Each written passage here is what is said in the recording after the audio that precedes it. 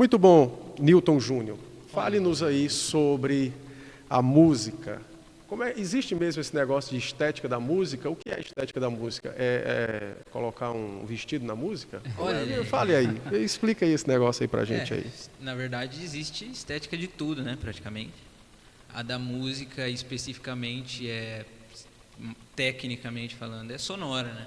Que estética, ela tá ligada à percepção das pessoas, né? Como na apresentação eu já estava falando, que muitas pessoas usam a neurolinguística, né?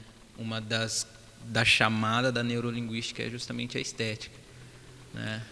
Tá, então a estética tem a ver com a parte sonora da música. Sim, Isso envolve também. o quê? Ritmos, letra ou mais ritmo e aquilo que acompanha esse ritmo? Um pouco de tudo. Na verdade, a estética, ela amarra praticamente, nesse sentido que a gente está falando aqui da função da música no culto, ela amarra ou cola o indivíduo, o sujeito cultuante, na cosmovisão que aquele culto proporciona.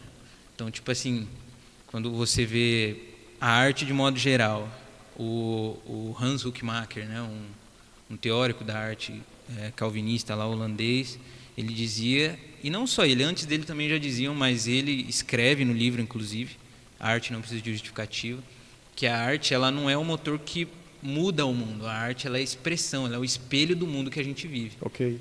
Então, quando uma igreja ela se comporta de determinada maneira, ela usa determinado comportamento, ela canta determinado tipo de música, a música que essa pessoa fixa, ela espelha a cosmovisão que ela segue. E mesmo um artista que produz, ele produz segundo a cosmovisão que ele segue.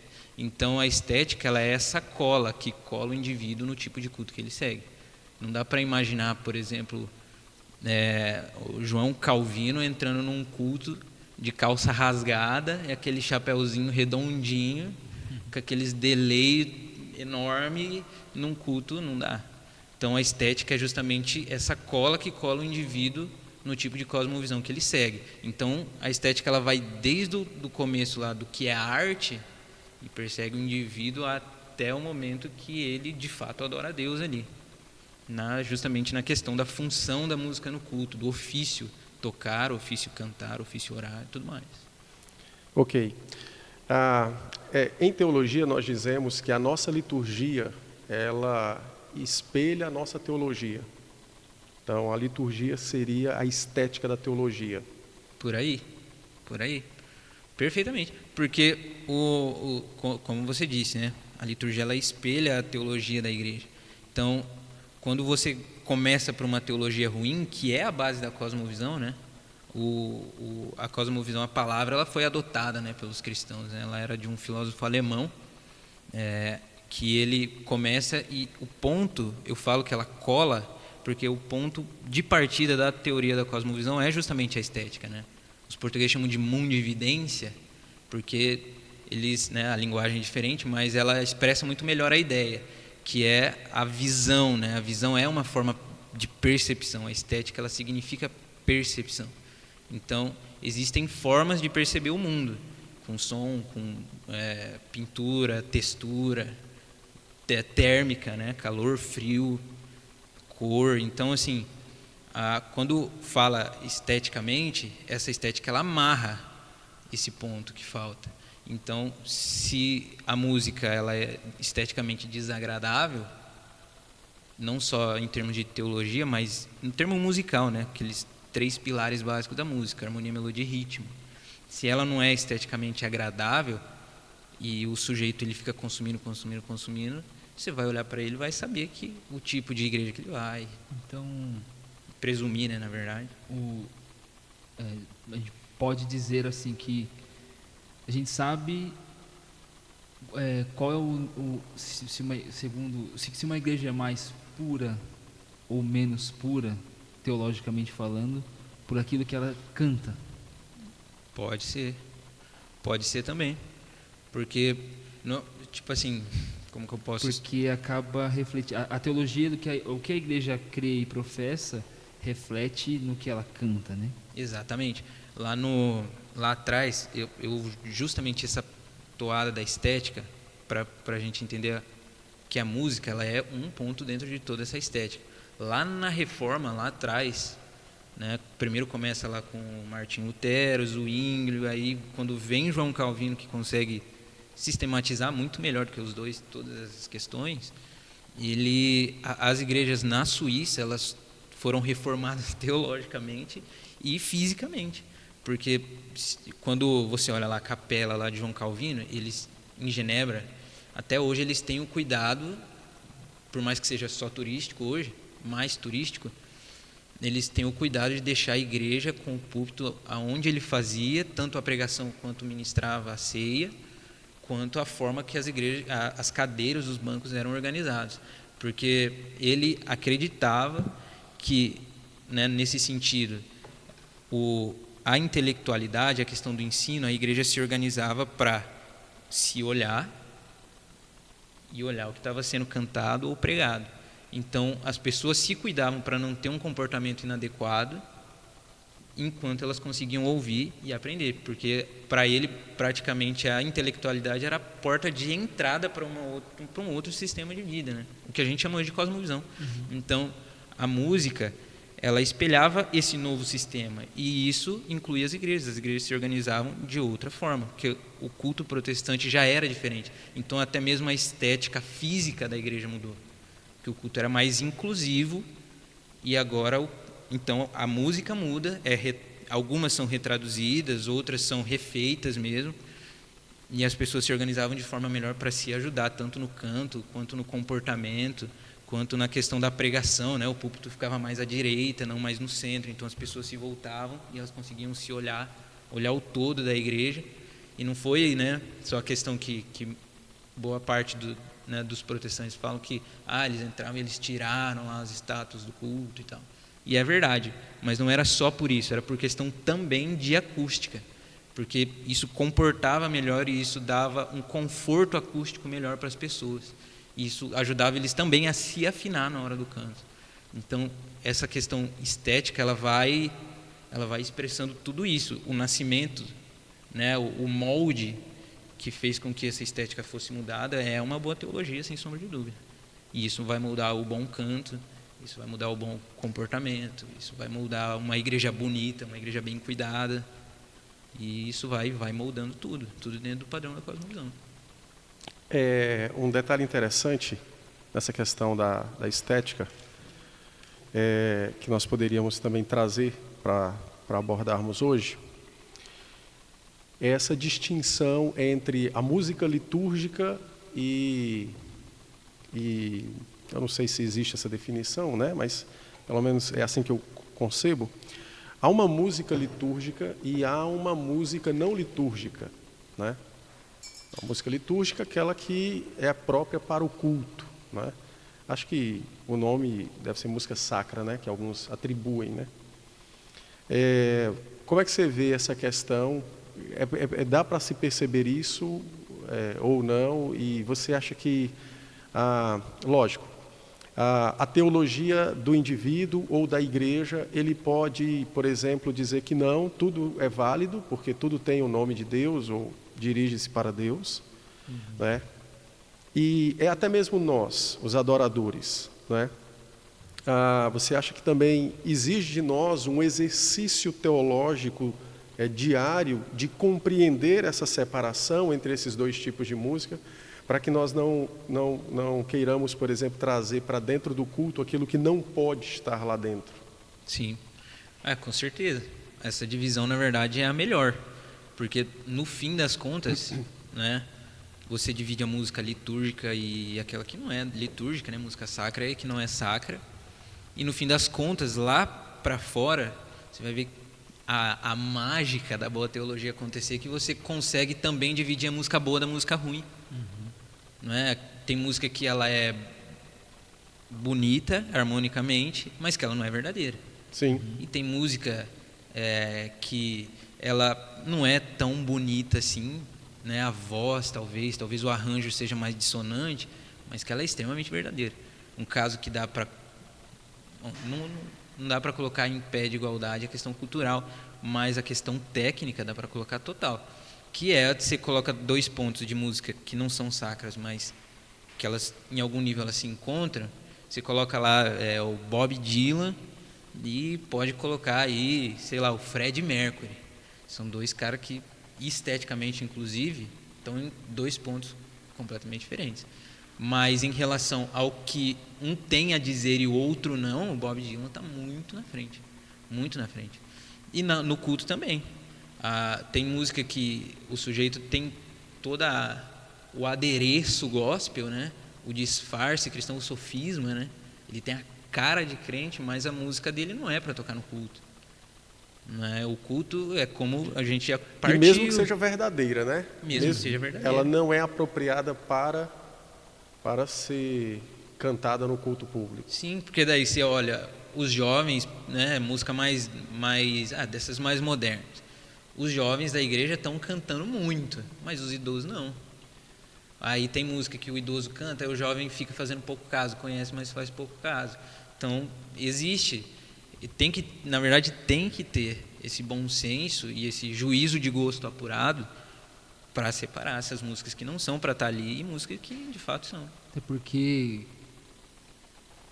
quem cultua é a criança, é o jovem, é o idoso, são todos que estão presentes, né? Então não adianta você esteticamente pegar algo que contempla ali um jovem que está na sua flor da idade, tem capacidade vocal para atingir certa nota ou outra, mas uma criança não consegue, a métrica da música é diferente, ela não pega o tempo. O idoso já vai ter mais dificuldade com a força, com o fôlego para cantar, então acaba não sendo apropriado para o culto. Sim, né? O culto é público, mas até certa idade. Se você passou da idade, você não vai conseguir. E isso é o que eu falei, o João Calvino lá atrás, ele já fez uma série de definições. Por exemplo, essa. Ele dizia, e o Teodoro de Beza seguiu a risca, né? Depois quando ele formou lá o Saltério e tal. Normalmente João Calvino não indicava que as músicas passassem nem da primeira à oitava, né? Que era para estar sempre confortável para todo mundo cantar. Então a métrica da música, né? Que o final a Reforma, ele encerra um período medieval, né? Que o canto gregoriano ele estava assim tecnicamente impecável. Era o melhor do canto gregoriano, o do século XVI. Porém, os reformadores, e isso começa com, né, o Zwinglio, ele até, pelo menos para mim, ele exagera um pouco, mas começa com o Zwinglio e fala assim, peraí, os caras estão cantando, mas não tem nem letra mais, são só notas, e as pessoas também nem conseguem acompanhar. Eles não conseguem entender o que eles estão cantando, eles não conseguem cantar o que eles estão cantando e não tem conteúdo para eles entender o que eles estão cantando. Então, não foi só uma reação contra, uma medida contra, mas foi justamente a questão de falar assim, não, se nós vamos começar a construir uma coisa nova que seja, de fato, uma coisa do culto público, que seja público. Maravilha. Deixe-me só fazer uma breve pausa aqui. Nós já estamos aí com mais ou menos 20 minutos de conversa e é possível que alguém tenha chegado posterior àqueles avisos. Então, permitam-me dar alguns avisos. Em primeiro lugar, o objetivo do nosso curso é trazer alguma instrução sobre os mais variados assuntos, e nesse caso, o assunto da música. Olha o café chegando, isso é uma bênção, rapaz. Muito obrigado. Quem tem uma equipe técnica dessa não precisa de mais nada neste mundo. Bom, então, o objetivo do curso é instruir os membros da igreja e também os de fora acerca de uma boa teologia do culto e da música.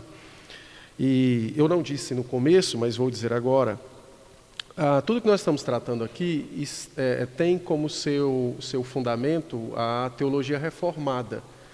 Então, por exemplo, se tem alguém que está nos assistindo e a igreja dele canta o Zaqueu subiu na cruz. Veja, nós não estamos contra a sua igreja ou você, nós não só estamos estamos contra a Zaqueu música subir na ruim. cruz. nós só estamos contra o Zaqueu que subiu na cruz. Então, é importante dizer isso, né? Principalmente nos nossos dias, eu acho que é importante ressaltar que o nosso fundamento, segundo aquilo que cremos, é o fundamento bíblico, teológico, confessional. Então, nós não estamos objetivando ou almejando qualquer denominação que tenha outro fundamento teológico. E também fica o convite para conhecer a nossa igreja, Sim, né? sim.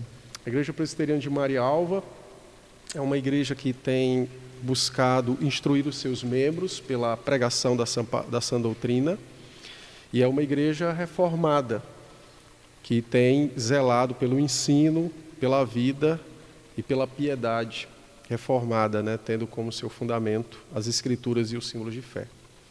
Bom, dado esse aviso, então, Júnior, vamos colocar um pouco mais de pimenta na nossa conversa, né?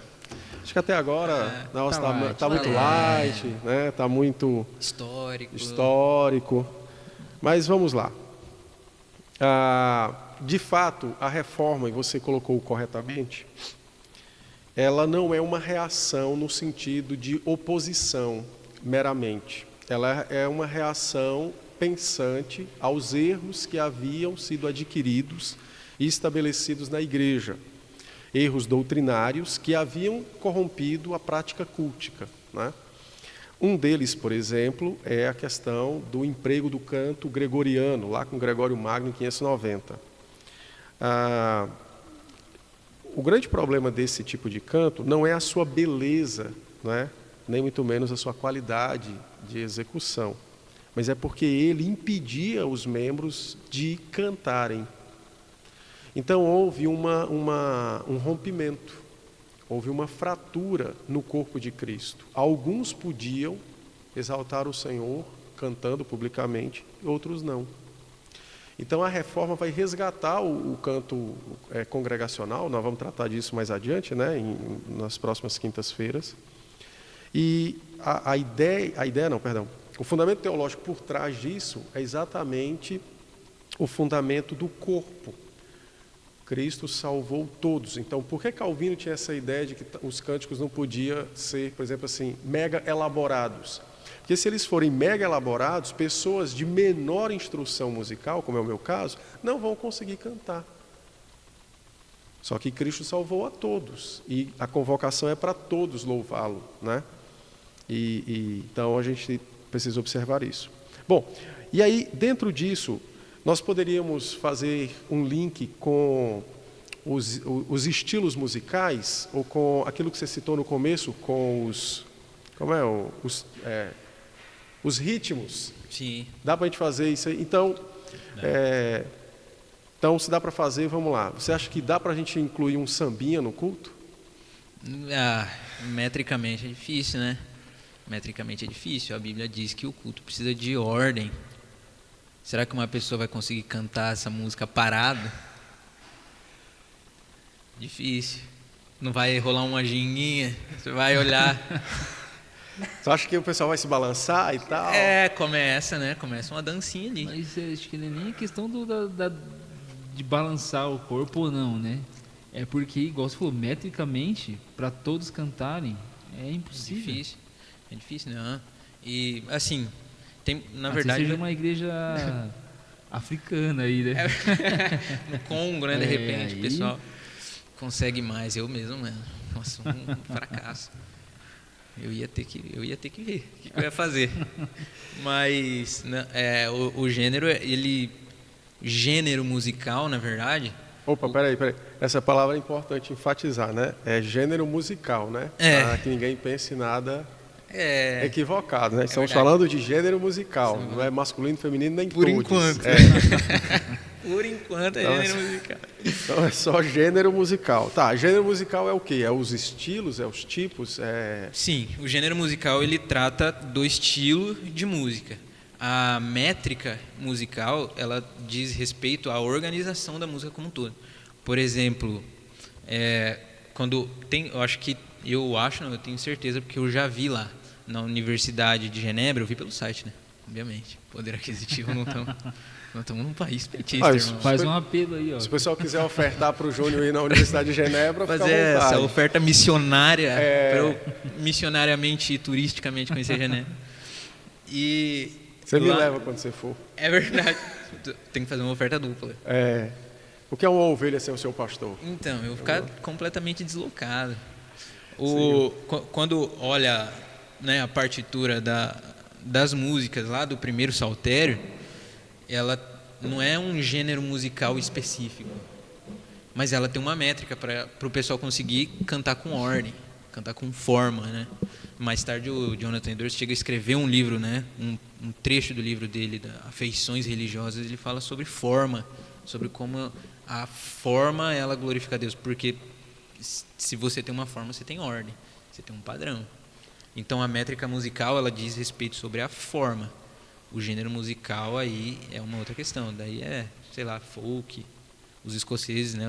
O nascimento do folk americano começa lá com a música celta escocesa, e aí os protestantes que estavam lá faziam músicas, e aí eles acoplavam alguma coisinha do gênero celta, porque a métrica era muito favorável. Então foi fazendo. Mais tarde tem algumas que vira valsa, né? Que é o 3x3, o 3x4, ele favorece bastante essa organização mais fácil, a pausa no meio das estrofes e tal. Então, a métrica ela diz respeito à organização da música. O gênero ele vai dizer respeito um pouco da cultura. Seria tipo a execução dessa métrica, mas agora é mais ligado à cultura onde ela vai ser executada. Então, Exatamente. quer dizer que determinado estilo musical, roupagem musical, ou a métrica, qualquer outra, não é o estilo A ou B ou C que é mais sacro do que o outro, ou o outro que é mais pecaminoso. É o que impede a igreja de cantar que prejudica. É o que desfavorece a comunhão, né? Exatamente. No final das contas, é o que desfavorece a comunhão. Até porque ninguém tem nada contra samba aqui não, né? É verdade. É verdade. Um gênero brasileiro. Exatamente. Nós estamos aqui no Brasil, não tem o que fazer. Mas é o que desfavorece a comunhão, né? Na liturgia reformada, né? A estética do culto reformado, tem dois momentos que eles se complementam muito, e tanto é que eles estão bem próximos, que é a oração e o canto. E aí a leitura da palavra.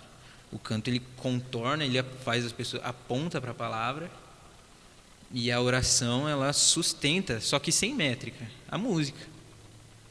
Então, normalmente até se tinha mais esse comportamento, né? Antes da oração de confissão de pecados, né? Tinha um salmo de confissão de pecados. Então, antes da palavra, você tinha um outro tipo de salmo que era cantado. Olha aí, a salmodia. Nós vamos tratar Assunto disso, mas polêmico. nós vamos tratar disso, talvez seja a última palestra sobre salmodia. Aí tá vendo o pessoal ficar ligado até a última palestra. É verdade. É verdade. Você sabe que hoje na nossa liturgia nós ainda mantemos, né? Então há sempre um cântico que precede algo. Com exceção do primeiro momento na liturgia, que ele é precedido por oração, né? Aí você vê que em seguida você tem uma leitura, aí você tem um cântico, que você vai ter uma outra leitura, você terá um outro cântico, uma oração, um outro cântico, a leitura e a pregação, e um outro cântico após a pregação. Exatamente sim. Tá, agora me diz uma coisa. Dentro dessa questão sobre o gênero, né? Então nós não podemos adotar qualquer tipo de gênero. Então isso já coloca por terra essa ideia de que a nossa música, ou a música cultica, ela que é a acusação que é feita, né? Que a música cultica ela é muito europeia. Então isso põe por terra essa ideia. Muito, né? Muito. Totalmente. Porque não é o país que manda na matemática. A geometria, a forma, a organização de uma pauta musical é matemática. Ela não é do país. O Pascal era um grande matemático, físico, mas era francês. O Isaac Newton era inglês. Gottfried Leibniz era alemão. Então não é o país, a região. Tem outro, o matemático lá da conta dos infinitos era indiano. Então não é o país que define, é a métrica. A métrica ela favorece para isso. A sua igreja consegue. A gente tem a música aqui que canta, que é Exudia. Né? Uma das coisas que me chamou mais a atenção dessa música, além da letra teológica, que o Ambrósio, essa música ela foi escrita em grego. Não é? Numa época que o latim era o idioma da igreja, ele escreveu em grego. Então não era para... Essa música de Ambrósio? A poesia, ela foi musicalizada mais tarde, mas a poesia de Ambrósio. Ele escreveu para as pessoas, ele escreveu para as pessoas cantar. Se ele quisesse deixar uma coisa sacra, ele tinha feito em latim. Ele fez em grego. É a primeira versão dela em grego. Então ele fez para as pessoas. É para todo mundo entender isso aqui. Ou seja, ele tinha uma concepção já teologicamente formada de que aquilo precisava alcançar o coração de todos. Sim. Não deveria ser algo usado numa liturgia que pudesse, de algum modo, separar o indivíduo do Senhor no seu momento de adoração. Sim, tanto é que essa música ela deu um probleminha na hora de... eu já ouvi alguns comentários falando que essa música, na hora de retraduzir ela deu um probleminha porque tinha a poesia em grego, que era do Ambrósio, e tinha a musicalização dela, que era Tibérios, era alguma coisa Tibérios, lá do século VI, VIII, que daí ela estava toda em latim, ela estava musicalizada em latim. Então o pessoal falou, e agora? De qual dos dois que é? Daí alguns foram mais a fundo na história e descobriram que era do Ambrósio a poesia. E ela está lá em grego, para qualquer pessoa que pegasse e fosse cantar, e ela é uma poesia métrica. A poesia, nesse sentido da música, ela é a conexão. O cara que tem que escrever uma música é uma responsabilidade enorme. Porque ele vai ligar o sujeito importante do culto, que é a teologia, o pastor, e o sujeito músico, que pode não entender nada de teologia. Mas que cantará teologicamente correto. Sim, e o compositor está aqui no meio. Então ele tem que entender razoavelmente disso daqui e tem que entender razoavelmente disso daqui. Ele tem que entender da teologia e ele tem que entender a questão do culto. Porque senão ele não consegue amarrar as duas pontas. E tem o que a gente tem hoje. Né? Eu gosto de chamar de esquizofrenia litúrgica. Que o cara ele pega, ele expõe ali Efésios. Lá, o John Stott vem lá, expõe Efésios inteiro em um culto. Aí chega no final do culto, o cara toca Isadora Pompeu. Então, tipo assim, você pegou a mensagem, jogou no lixo e vamos voltar para casa. Porque a música fixa mais. Sim. Normalmente Lutero é um grande músico. Não, e também falava isso a respeito da questão da música. Porque podia pregar... Tudo bem, nós não estamos falando a gente não está falando da suficiência da ação do Espírito. A gente está falando da memorização do sermão. É mais fácil você memorizar uma música por causa da métrica, repetição do que um sermão, né? Sim, a música ela tem esse veio pedagógico, né? Que é uma das questões o perigo de se colocar qualquer música no culto, de qualquer gênero, de qualquer jeito, com qualquer métrica. É porque é novo, é porque é não sei o quê, mas a igreja precisa estar atualizada no tempo que vive. Não fala essa palavra atualizada que dá problema. Dá problema. E eu mesmo já ouvi algumas coisas assim desse tipo, né? Mas o que assusta por trás da música, principalmente do lado músico, né? É quando a pessoa chega para tocar, ela acha que ela vai chegar e ela vai dar o regaço. E na verdade não. Você chega nela e fala, ela precisa ter o alerta de que ela não está ali para ela mostrar para o povo que ela sabe ou não. Ela está ali para servir a igreja. Como músico, ela está ali para servir a igreja. O compositor está ali para servir a igreja. Para conduzir a igreja no momento de cântico, a fim de fazer com que todos cantem. E é fixa. Se o sujeito canta música ruim no culto, a pessoa vai ficar regurgitando aquela música a semana inteira. Não sei vocês, mas Às vezes a gente canta uma canção, um salmo no culto. Chega na segunda-feira, você tenta lembrar. É difícil, você tem que fazer um esforço mental. Agora aí vem uma música horrível. Você passou na rua, tem um carro tocando, aquela música ainda na sua mente. E era uma das exigências, né? Era música que tocasse na igreja, que a pessoa poderia cantar no trabalho. Uhum. Lá atrás. A pessoa poderia cantar enquanto, sei lá, tecia. Mas isso é verdade. Os salmos metrificados, eles eram tanto executados, né, cantados nos cultos, de tal forma que os reformados, calvinistas, eles cantavam salmos em qualquer coisa que estivesse fazendo. Uhum. Então era algo natural da vida deles. Ou seja, não precisava de um acompanhamento como hoje talvez a gente precise, né? E lógico, o pessoal, eu acho que talvez hoje nós conheçamos, bom, talvez não, mas porque sempre argumenta-se que no passado o pessoal conhecia muito mais sobre música do que hoje, mas eu creio que não. É lógico que tinha, né, os grandes estudiosos, tal, compositores, mas falando das pessoas no geral, não, porque eles não tinham acesso à educação como se tem hoje.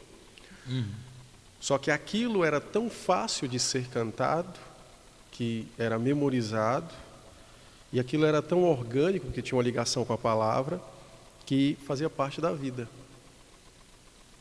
Parte da vida, né? Cadê, irmãos aí, nossos cooperadores da técnica? Se alguém tiver alguma pergunta, o pessoal que está nos acompanhando, se quiserem fazer alguma pergunta para o nosso querido Júnior, fique à vontade, ele terá todo o prazer em responder. E o que ele não souber, ele deixa para o Otávio. Verdade. Já fala, não sei. Júnior, mas vamos lá então. Então, a métrica, então, ela facilita ela facilita a execução da música, correto? Sim, senhor. Então, por exemplo, nós temos hoje, e aí eu não sei, né, porque eu não conheço de música, mas nós temos hoje algumas canções, né, que a gente canta também, que você vê que o estilo musical, ou o gênero musical, sei lá, a coisa musical dela, né, na parte de execução, melodia, etc. Como até a música Exudia, né, que foi o grupo solo que... Quem foi que gravou? Tem algumas versões. O Sola fez um review, né? A IP Alpha, né, fez um reviewzinho dela, uma coisa mais... Então, como é que fica essa questão? Porque parece que aquele estilo ele é agradável de se ouvir, mas na sua concepção, você acha que ele estaria apto para ser executado no culto? Aí eu não estou falando da letra. É porque a letra é completinha. A letra é ok, a letra ela é redondamente, né, teológica, ela não tem problema. Mas você acha que se fosse para fazer isso, para a gente cantar numa igreja reformada, o que deveríamos fazer? A história da estética de novo. Esse momento é o momento da estética. Esse é o momento da estética. Ela está sendo assim, exaltada. Eu não estou dizendo que é bom, porque eu particularmente não gosto. Lá atrás, eu estava na faculdade quando isso começou a acontecer, e o pessoal falava assim, a chamada do assunto. Vamos pintar o fundo da igreja de preto, porque o fundo da igreja de preto deixa as pessoas com mais atenção no púlpito. Eu falei, tá, vai lá, uma cor, toda cor que você realça no meio de toda, ela assim vai chamar mais atenção. Aí tá bom. Aí hoje em dia, a igreja toda é preta. E eu tenho alguns amigos que frequentam essas igrejas. E aí eu falei assim, por que toda a sua igreja é preta? Aí fala, é porque deixa um clima mais intimista. Intimista? É uma coisa mais pessoal. Eu falei, mas eu vou dormir numa igreja toda de preto assim? Exatamente. Eu vivo cansado. O culto na igreja não é para ser pessoal, o culto é público. Exatamente. Então, tipo assim... é a teologia, né? O púlpito não chama atenção pela pregação do Deus vivo. Você Exatamente. não se prepara Para para ir adorar. ao culto para cultuar. Tem que ter um subterfúgio para que você se sinta agradavelmente bem, entre aspas, no culto. Exatamente. Então, se o cara, porque a luz está acesa, ele tem dificuldade de orar, Ué, como que será que ele faz de dia? ele não ora. É o Batman gospel, ele só ora de noite, lá no beco, lá profundo de Gotham City, ele não consegue orar de dia. Tá acontecendo algum problema, ele precisa orar e só um minuto.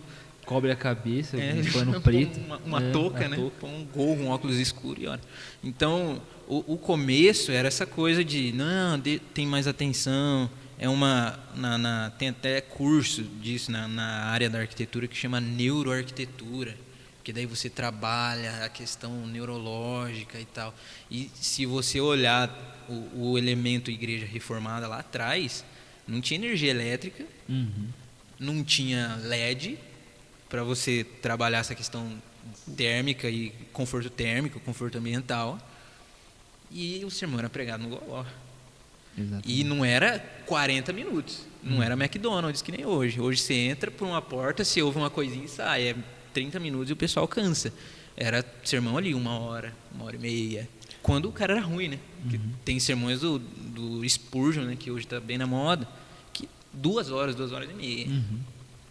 Então, assim, eu preciso criar um ambiente externo para eu conseguir orar. O que eu vou fazer na faculdade? O que eu vou fazer no banco? O que eu vou fazer no meu ambiente de trabalho? Lá eu não vou ter esse espaço pessoal para eu fazer a minha... É o tal do... Aí também tem na teologia, né, a interpretação errada dos versículos, porque do texto bíblico em si, orai sem cessar. Não, então eu preciso me retirar para um lugar a sós, porque eu preciso agora... Vai orar lá no Monte Sinai. Mas você disse uma coisa interessante. Tudo isso tem a ver com a ideia de um culto pessoal. Não tem a ideia do corpo, da igreja, do culto público. E tudo isso tem a ver com a centralidade do homem. Então é um culto antropocêntrico. Então por isso que admite esse jogo de luz aqui para ficar assim, ser tipo uma boate gospel, né? Uma coisinha. Uma coisinha de boate gospel e tal. A questão do que canta, da letra, a questão também da melodia. Então tudo é para agradar as pessoas, né? E isso tem sido um abismo.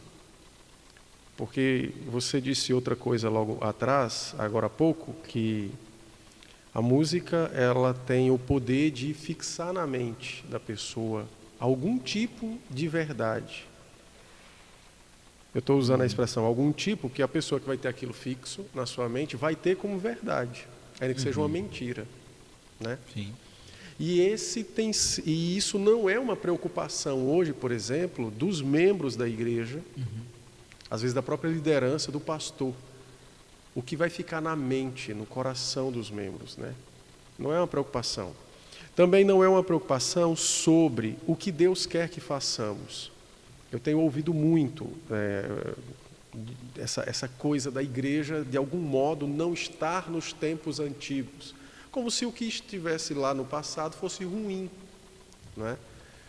Quando, na verdade, não. O que estava lá era fruto de uma reflexão teológica que pode ser aplicado hoje plenamente e nós hoje podemos, inclusive, ir até mais adiante do que eles, porque hoje nós temos alguns recursos, como, por exemplo, o microfone, que facilita a comunicação, né? E tudo isso pode proporcionar um culto que glorifique a Deus, um culto público que honre o Senhor e uma melhor e maior instrução dos membros da igreja. Sim, né? sim. Então, eu creio que esse é um ponto que precisa ser frisado. E aí, permita-me entrar na sua seara, a ideia do culto individual, ela tem uma estética, e essa estética, ela é uma estética meio... eu esqueci do termo agora, ela é uma estética relativista, que ela é pensada em algo para cada uma das pessoas que virá na igreja. Então, até nesse ponto, você vê que ela se perde, né? O padrão de beleza de Deus se perde. Porque eu estou pensando em algo que agrade fulano, depois eu estou pensando em algo que agrade o cicrano. E você vê que é essa junção de coisas que hoje nós encontramos, inclusive em igrejas, que você disse muito bem. Às vezes o pastor, ele até prega expositivamente, mas a liturgia dele é uma desgraça. É toda esquizofrênica. É uma liturgia esquizofrênica, porque ela tem a pregação correta, mas para estar bem nos nossos dias, né, para ser agradável, para ser uma igreja atraente, palatável, então a liturgia é uma tragédia. Exatamente. Né? Exatamente. Assim, em relação a isso, o problema, de modo geral, pelo menos para mim, não é o instrumento tocar, né, de modo geral. O problema é a pessoa não ter consciência de que ela não está ali para se aparecer. Porque se... é uma guitarra lá, né, no caso, né, que fizeram um review lá da música, né, do Eis o Dia, que já era uma música muito bonita. Eu acho que pelo menos para o YouTube ela não ficou feia. Pro YouTube. Mas e aí? Quando eu chegar eu pergunto isso, claro que com todo respeito, mas eu vou chegar na sua igreja, eu vou ter a diligência de que eu estou numa igreja? Eu vou conseguir olhar para o lado e ver que é um irmão em Cristo que está do meu lado? Eu vou olhar para o seu pastor pregando, eu vou achar que ele está num palco ou ele está num púlpito? Então, assim, a estética toda, ela é harmônica com aquilo que eles fizeram. Mas isso não significa que porque está harmônico, que de fato está belo, que de fato está bom, que de fato existe... Para o culto, né? Exatamente. Pode ser que seja bom para uma reunião, para um momento de descontração, para você ouvir, casa, apreciar. Né? Agora, é a mesma coisa que a igreja fica dependente desses artifícios. Por exemplo, faltou energia na igreja, então não vai ter culto, porque não vai ter guitarra, não vai ter contrabaixo, não vai ter teclado, não vai ter microfone para pregar. Então a igreja fica extremamente dependente desses artifícios. Eu ia falar muleta, né? Mas pode ser. Também. Porque a importância do culto, do cântico no culto, acaba se perdendo. Sim. Se perdendo. Vai ser maquiado, né? Mas me fale aí, então, você acha que, na sua concepção, você acha que a igreja precisa ser mais criteriosa com esses cânticos, como é que eu posso dizer? Bom, nós temos uma métrica e uma melodia dos hinos. E temos uma outra completamente diferente, né, que é o que está presente na maioria dos cânticos contemporâneos, né? Você acha que seria possível, por exemplo, optar por essa melodia e essa métrica dos hinos como sendo aquilo que melhor apresenta uma estética reverente? Tem, sim, com certeza. Tem que estar vigilante com esse tipo de coisa, né? Tem que estar vigilante. É o que eu falei. A estética de do descrente que vê uma igreja é diferente da estética do crente que sabe o que é uma igreja de verdade. Porque é a mesma coisa, mas é perspectivas diferentes. São percepções diferentes. Exato. Porque uma tem uma cosmovisão delineada, outra não. Então, quem vê essa estética, vou colocar, da igreja mais moderna, você sabe o que está por vir. Você entra na igreja, você olha, você já sabe. Dependendo, né, da música que toca, que a pessoa assovia na rua, você já sabe, por base, o que ela costuma ouvir. Né? Pelo menos eu penso que o que a gente tem uma oportunidade de ouro hoje no Brasil, que é as pessoas de outras igrejas, elas vêm até as igrejas reformadas querendo. Elas vêm querendo Bíblia, elas vêm querendo coisa diferente. Aí ela vem numa igreja reformada E tá igual. ela fala, ué, o Exato. que aconteceu aqui? Mas parecia com a outra. Uhum. Então, Isso a gente está falando, cortando para dentro, né? Apontando para dentro. Exatamente. Mas o nascimento dessa peneira estética, ela começa no nosso culto. E aí ela vai para todas as outras artes, para todas as outras músicas, para todos os outros tipos de gênero artístico, vai para tudo. Vai para tudo. E tem que ter o filtro, né? A peneira estética. Hoje é um dia de termos, hein? Peneira estética, esquizofrenia. Dia de jargões. Rapaz. E aí, tem uma pergunta? Pode fazer. A voz do além. Tem uma voz do além aí. Voz da Aqueles que consciência. estão nos assistindo, não se assustem. É a voz da consciência. Tá sem retorno aqui, Luiz, a gente não está ouvindo. Diga.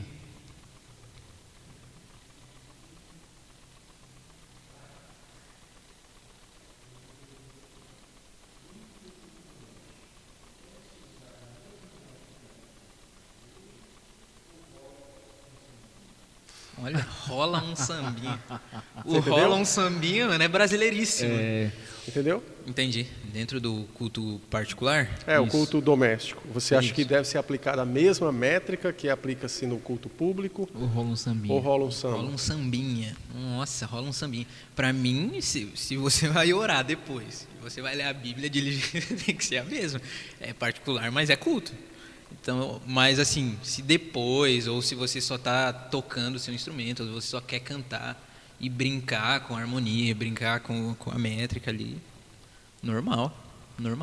Se não atrapalha também, né, a sua Posso- É diligência ali. Posso. O Otávio gosta de samba, hein? É Eu verdade. gosto. Ele toca cavaquinho, né, velho? Sim.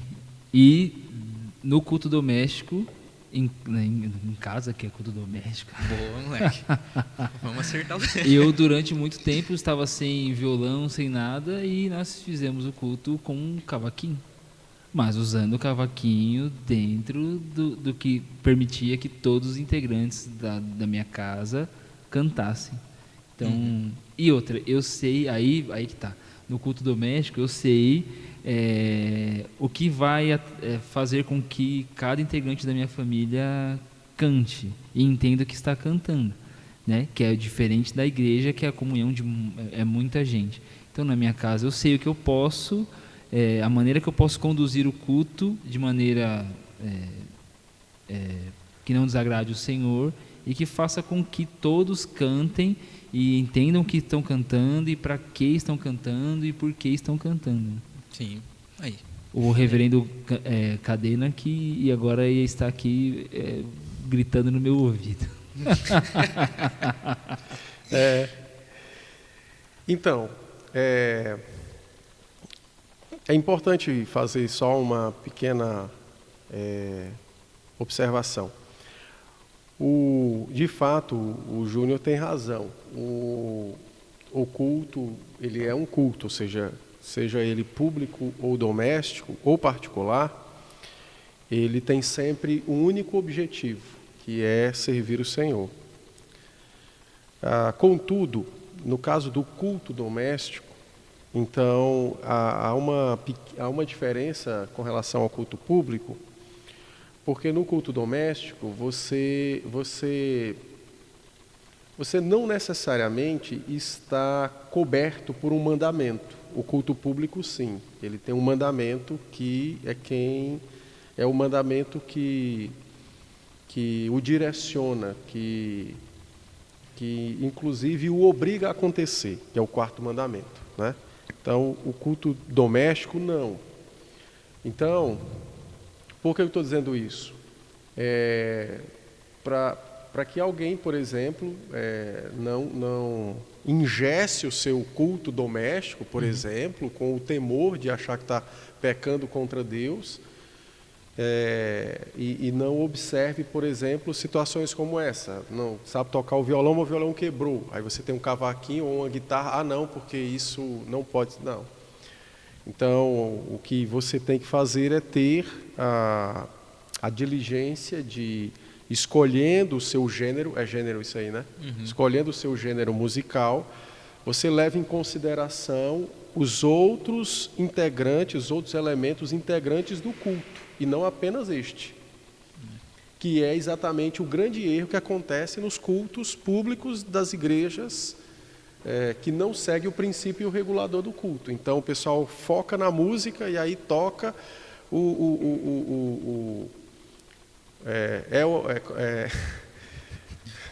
toca o Morango do Nordeste no culto, depois o cara vai pregar. Toca forró. Toca forró no culto e depois o cara vai pregar. Então, assim, cuidado com isso, né? No culto, você tem, de fato, algo que proíbe que algumas coisas sejam feitas e algumas coisas deixem de ser feitas, né? No culto doméstico, você não tem essa proibição toda. Contudo, você tem a ordem bíblica para ser diligente, para não tomar um elemento isolado dos demais. Acho que já Deu horário já? Já acabou já nosso deu horário? de tempo? Já acabou nosso horário? Mas ainda pode continuar? Então nós vamos já nos encaminhando para o final. Beleza, Júnior, para concluir então, aquela pergunta que não pode deixar de existir, né, O povo quer saber. num bom estudo bíblico como este sobre música, né?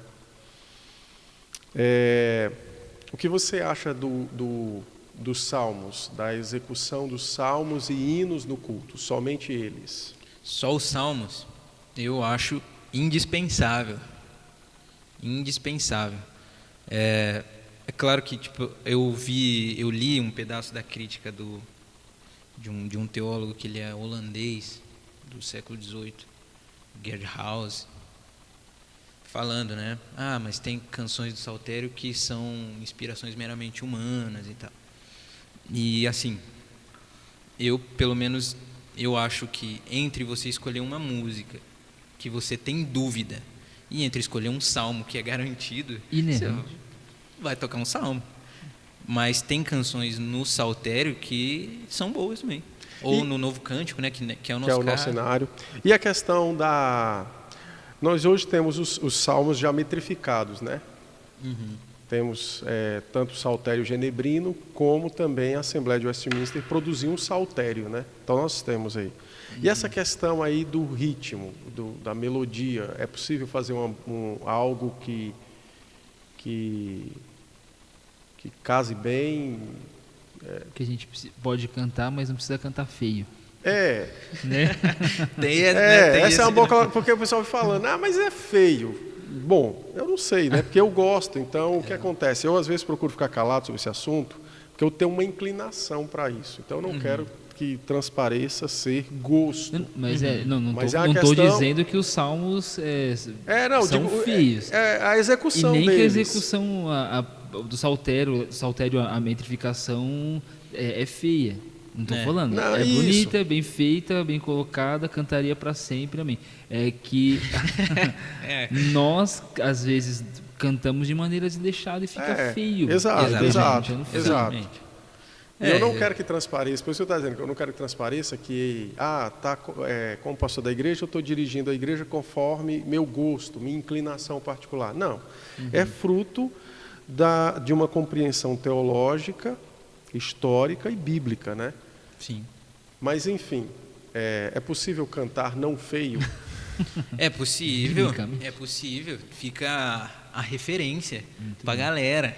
Estudar lá se não me engano, começa com as igrejas presbiterianas e congregacionais no Reino Unido. O Sacred Harp, que chama, né? Que era alguém que conseguia... Se não me falha a memória, a igreja do Jonas Madureira faz isso. A Batista da Palavra. É uma pessoa que organiza várias pessoas que não sabem cantar. E aí a igreja toda canta afinado. De ensinar a igreja cantar. Eu já tive essa ideia de promover algum tipo de mini curso sobre técnica vocal. É isso? Técnica vocal, não? Não é isso. Não é bem técnica vocal. É para ensinar a cantar. O pessoal consegue cantar. Respirar, cantar, não chega a ser... Você vai treinando o ouvido, porque é a capela, né? O Sacred Harp, ele é razoavelmente antigo, né? Então era uma coisa bem a capela, que era para a igreja bem pequena e tal, mas se a coisa vai indo. E o que é que você acha do canto a capela? Eu acho muito bonito, cara. Eu acho Eu não bonito. desprezo os instrumentos, É lindo, É verdade. é lindo. mas eu acho que às vezes os instrumentos nos atrapalham, porque mexem com as nossas emoções e aí ao invés de nos concentrarmos no teor do que está se cantando, a gente se concentra no teor do que está se sentindo. Assim, Não estou dizendo que sou contra os instrumentos. não, eu também acho que, de certo modo, se não cuidar, você começa a induzir a pessoa por um caminho que ela, naturalmente, ela não faria. Tem que ter esse cuidado. Mas, se o culto, a palavra, se existe esse cuidado com o canto público, e tem essa peneira, esse filtro estético já, né, que é a palavra no caso, eu acho que não tem problema usar o instrumento, mas o canto a capela também é bom, só que no nosso caso, é que no Brasil qualquer pessoa hoje tem um violão em casa, tem um teclado e tem 4 acordes que ela sabe, todo mundo praticamente no Brasil.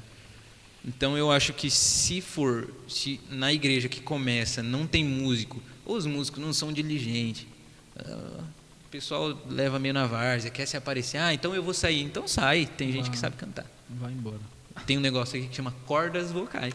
Que, Se você sair, a igreja vai a igreja, eu acho que entra essa questão do músico também ser diligente em saber qual a função dele ali, que ele está ali exatamente para contribuir com que a igreja cante exatamente o que tem que ser cantado. Quando ultrapassa disso, é digno de ser convidado a se retirar. Vira entretenimento, né? E aí o canto a capela, ele, na minha opinião, né? Minha opinião que não vale muita coisa, mas o canto a capela, ele evita esse erro.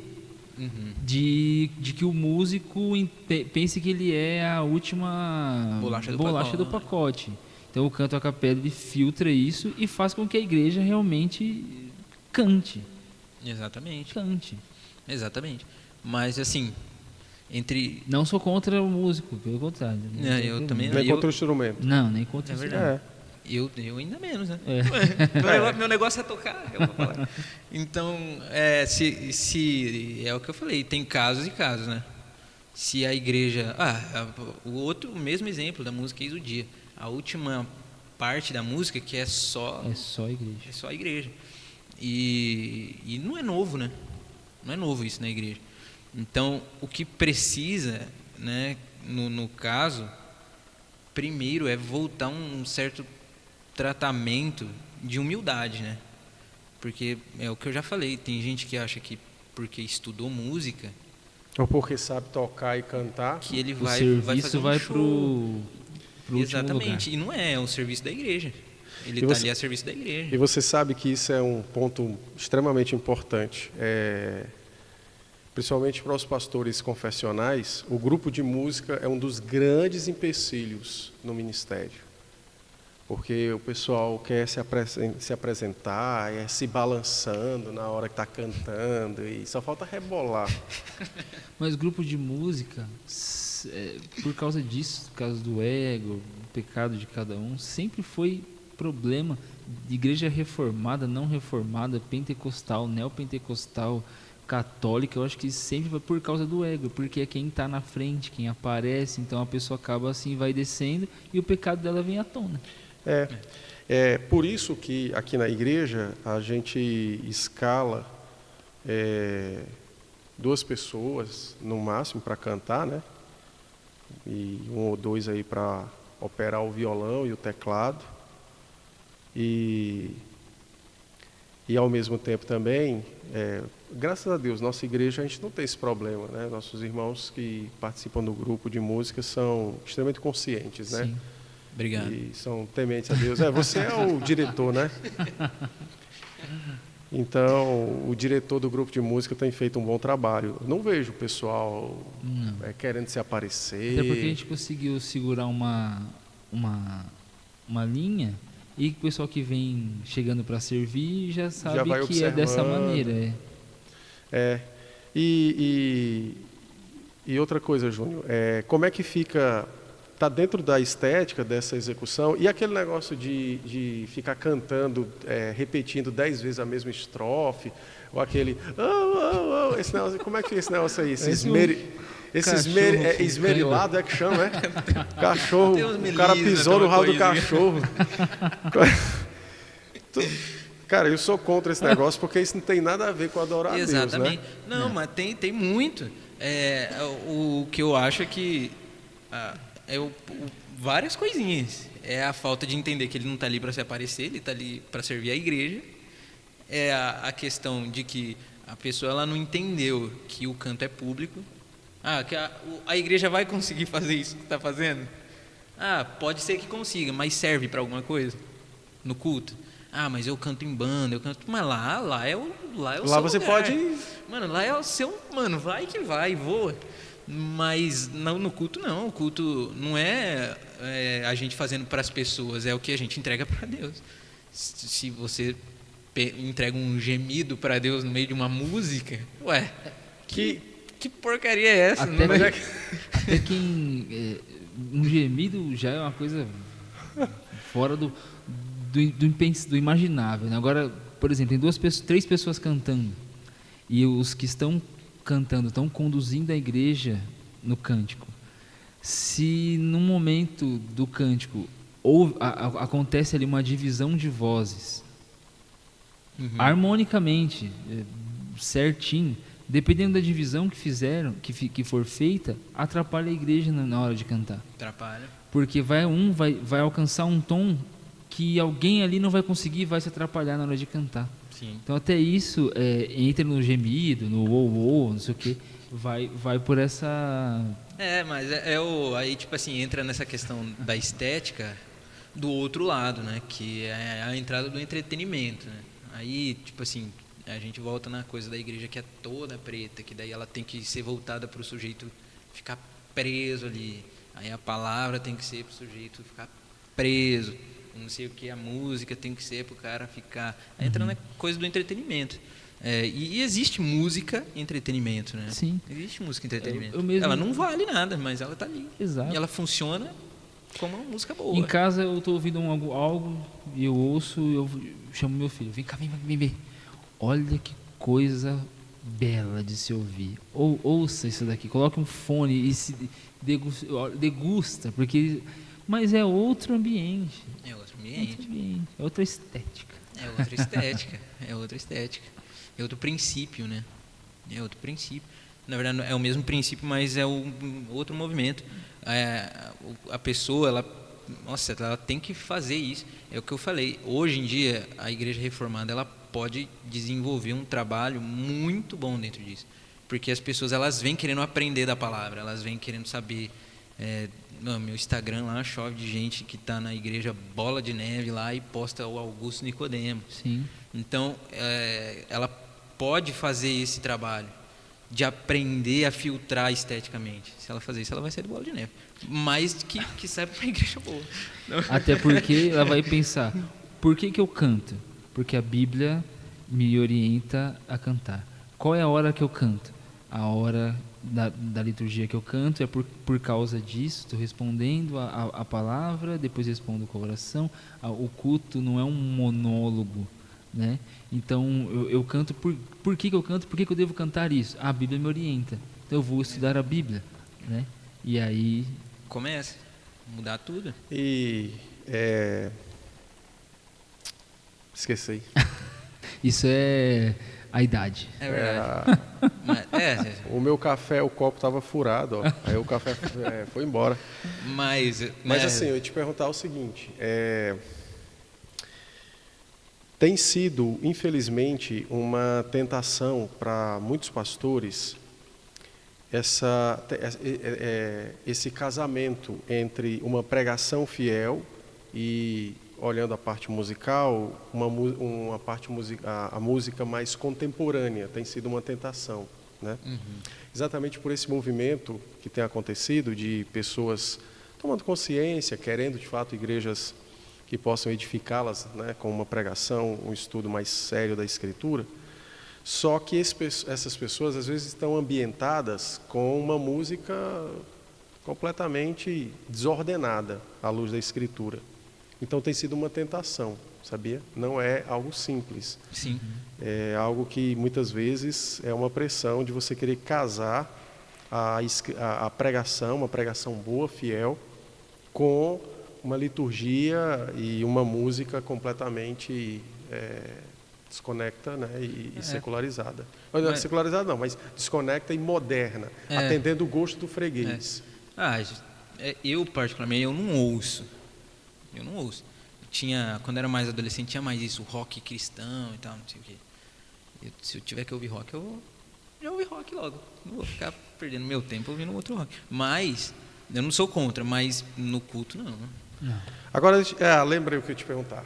No culto não. Então, você, e pode ser sincero aí, não, sem dó nem piedade. Olha, como eu gosto disso. Então, por isso que eu vou perguntar.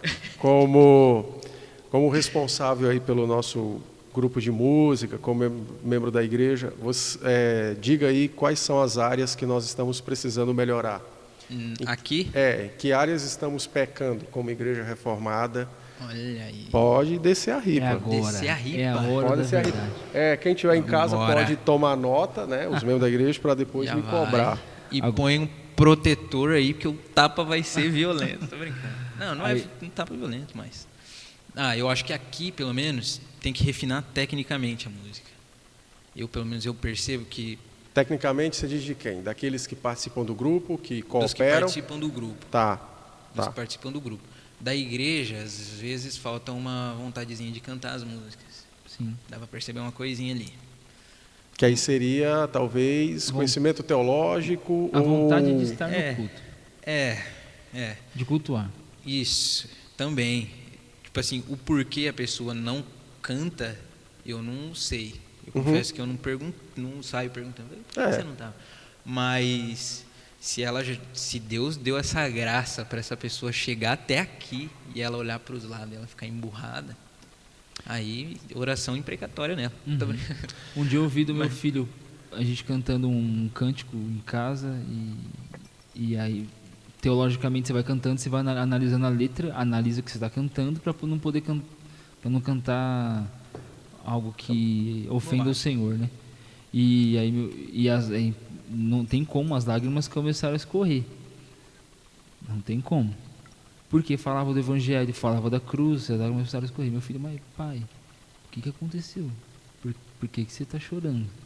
Eu falei, é impossível você entender o que você está cantando com esse peso teológico, estava falando da cruz, e não se emocionar. Exatamente. E às vezes o que eu percebo da igreja, digo agora entortando a pergunta para cá, da nossa igreja ou de qualquer outra igreja, é que não entende o que está cantando. Liga o botão do automático e repete como um mero papagaio, né? Só que a gente está cantando verdades teológicas ali, algo que o Senhor fez por você, ou o salmo falando dos atributos de Deus, de quem o Senhor é, de quem nós somos, da obra que o Senhor fez, da grandeza do Senhor, é sempre isso. E como é que você canta algo com esse peso, com essa profundidade, e você não consegue externar isso para fora? Aí falam que os presbiterianos são frios, mas nós não somos frios. É impossível você cantar algo com essa grandeza e você não cantar. Não se emocionar. Você não se emocionar. Só que é isso que eu acho que falta. Que eu digo... Na questão lá, né? Não, é que, pelo menos para mim, é impossível você estar perto de uma boa teologia, ter uma cosmovisão consolidada, bem contornada, né, bem amarradinha, sistematizada, e pelo menos no seu ofício, né, e no caso músico, você não querer melhorar como músico. Para mim, não tem cabimento. Se a pessoa fala assim, não, eu estudei 5 anos, aí isso aqui é o meu limite. Perfeito. Por isso que eu parei de tocar. Perfeito. Então, tipo assim, não, se a pessoa estudou e foi, treinou e ela não toca bem, tá bom, mano. É isso, a gente é limitado. Tem gente que desenvolve muito, tem gente que desenvolve pouco, não tem o que fazer. Mas se a pessoa ela não tem gente, tipo... Não há um interesse, né? Não há um ela desejo de fato, prosperar nisso para... Exatamente, se a pessoa não teve uma otitezinha de tanto ficar com um foninho, tem alguma coisinha errada. Porque a gente não está com o instrumento toda hora, mas a gente está sempre ouvindo coisa. Então, a prática, pelo menos como músico, é justamente essa. Ah, mas eu não sou músico, como que eu posso fazer? Ué, a gente acabou de falar, a gente precisa de gente que liga. O pastor quer que canta salmo. Mas como que a gente vai fazer para ligar? A gente vai refinar, vamos estudar. O que você escreve? Eu escrevo. Então vamos lá. Vamos ler, mano. Poesia. Vai lá, salmos, entra dentro. Vai ler, aí estuda um pouquinho de música. Ah, mas eu não toco direito. Mas estuda para você entender a métrica. E vai. Porque precisa... É uma equipe, né? É uma equipe. É profundo demais, cara. Precisa suar para fazer. O pessoal fala como se o salmo fosse simples. É muito simplório. Simplório? Tem noção, Coloca ali pega a profundidade do salmo sem você tirar a profundidade do texto. Tenta fazer. Eu não, sinceramente, só de pensar a minha cabeça já para de funcionar. E aí é que entra o refino técnico. Porque pode ser que eu não analisei músico a músico daqui também, mas pode ser que a pessoa ela pense que a simplicidade, e ela está querendo fazer certo, mas vou fazer o simples. Mas peraí, você tem que saber, porque simplicidade é diferente de pobreza. Pobreza é uma condição, simplicidade é uma opção. Se a pessoa te mandar fazer em outro tom, você sabe fazer em outro tom? Se a pessoa te mandar fazer com inversão de acorde ou em outra escala ou qualquer outra coisa, você vai saber fazer? Não. Então vai estudar. Porque tem que ser simples mesmo. Tem que ser simples. Não é? Só não pode ser pobre. Não pode ser pobre. Porque pobreza é uma condição. A pessoa não escolhe ficar pobre. Às vezes ela é inconsequente, mas ela não quer ser pobre. Então, assim, a simplicidade sim é uma escolha. Você sabe fazer bem, mas você prefere fazer, porque você acredita que aquele é o caminho certo. Então, o refino técnico ele também passa por essa peneira, né? E precisa. E tudo volta para o ponto inicial, né? É a questão teológica, né? Sim, exatamente. E inclusive dos membros da igreja. Às vezes, o que acontece é que muitos membros eles não têm um apreço pela teologia do culto, nem muito menos já pararam para pensar que se não fosse Cristo ter resgatado eles sequer teriam o privilégio de cultuar a Deus. Eles estão familiarizados, adaptados com a prática do culto, eles esqueceram que antes eles estavam impedidos pelos seus pecados, né? Estavam mortos e foram trazidos à vida. Então, tem a ver com o aspecto teológico, né? Sem falar também do conhecimento histórico, que infelizmente hoje a igreja não dá muito apreço pelo conhecimento histórico. Então ela não sabe quanto custou a métrica que João Calvino fez, porque ela nunca teve privada de canto e de culto. Eu tinha, aqui está no outro celular, mas eu tinha no outro celular uma carta de um rapaz que era da Bélgica, era de uma cidade da Bélgica, esqueci o nome. Não é Antioquia, não, Antioquia é outro lado. Esqueci o nome, é a cidade do diamante, que eles falam na Bélgica lá, então. E ele foi para Genebra fugido por causa, né, da reforma, e eu achei essa carta em francês e eu tive todo um trabalho para traduzir, depois eu descobri que já tinha traduzido. Mas foi bom que você aprendeu o francês, né? Não aprendi quase nada, fiz com o dicionário. Fiz com o dicionário, velho, não aprendi quase nada. Foi no automático. Mas eu confesso que ali, na hora que eu li, e era uma carta um pouco longa, eu li o fragmento, eu fiquei emocionado, porque a história era o seguinte: ele estava foragido, ele estava longe da família dele, e ele escreve uma carta para a família dele.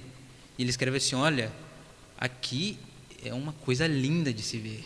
Você ouvir o evangelho sendo pregado na sua língua, cantado no seu idioma, não tem preço. É. Não tem preço. E você ter que enviar isso para sua família para falar: olha, aqui tem. E eles estavam sem nada lá. Eu sei. Não tem preço. É isso que a igreja precisa entender, né?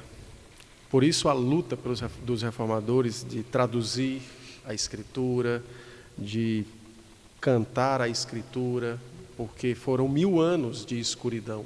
É. Apesar de conhecimento em tantas outras áreas, mas nessa área foram 1000 anos de profunda escuridão. Sim.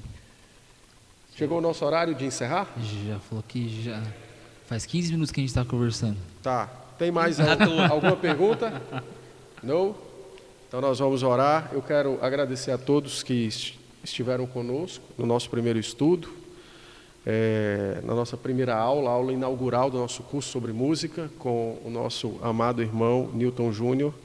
Ele é o responsável. Se alguém não gosta das nossas músicas, ele é o responsável. É verdade, foi mal.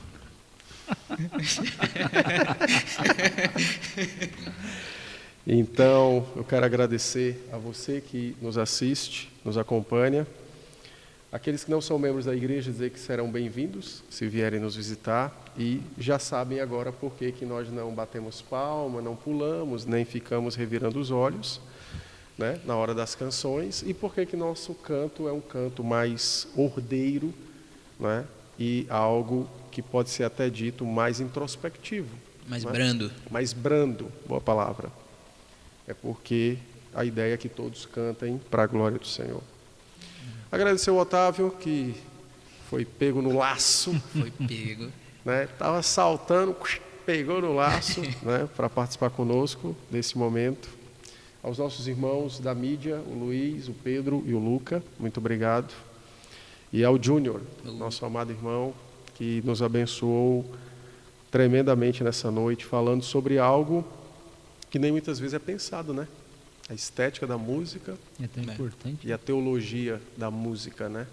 Sim, senhor. Tamo aí. Muito obrigado, tá?